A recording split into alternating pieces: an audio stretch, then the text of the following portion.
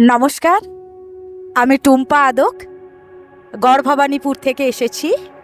এই little magazine মেলায় রিয়ের টেবিলে বসেছি। রি একটা সাহিত্য পত্রিকা। রিয়ের একজন আমি শুভাকাঙ্ক্ষী এবং চাই রিয়ের সঙ্গে যুক্ত হয়ে থাকতে। আর রিয়ের সুস্থতা কামনা করি, সমৃদ্ধি কামনা করি। রি যেন আরও দীর্ঘজীবী হয়। আমি একজন সাধারণ গৃহবধূ, ছোটোখাটো একটা কাজ করি, শিক্ষকতার সঙ্গে যুক্ত। বাচ্চাদের নিয়ে আমার সময় কাটে সারাদিন। সকাল 7টা থেকে রাত্রি 9টা পর্যন্ত আমি বাচ্চাদের সঙ্গে থাকি এবং তাদের সঙ্গে থাকতে আমার ভীষণ ভালো লাগে।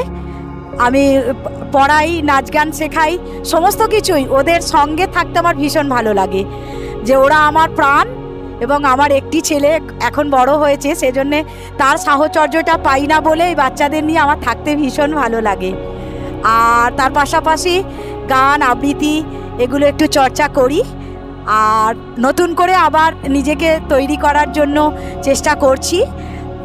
একটু আবৃত্তির ক্লাসও করছি।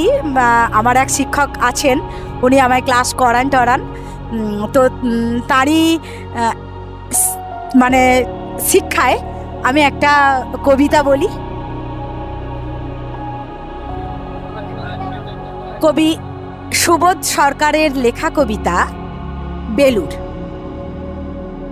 আমি একটা কোনায় দাঁড়িয়ে দেখছিলাম দুটি ছেলে গেরুয়া বসন পরে মন্দিরের সিঁড়ি মুছছিল।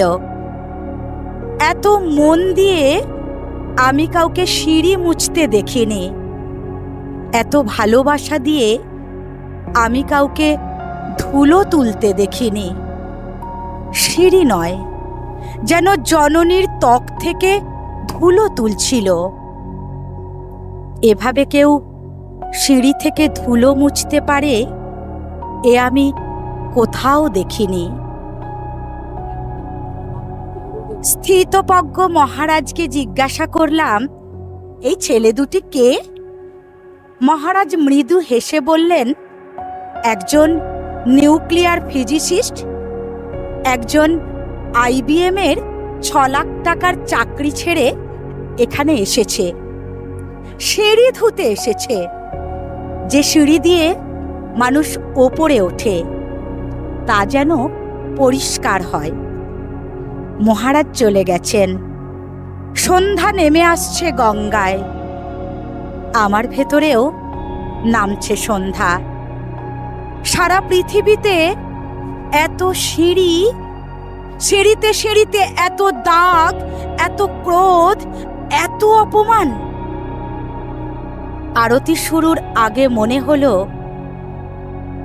যে সিঁড়ি মুছতে পারে না সে কখনো মানুষের চোখের জল মুছতে পারবে না।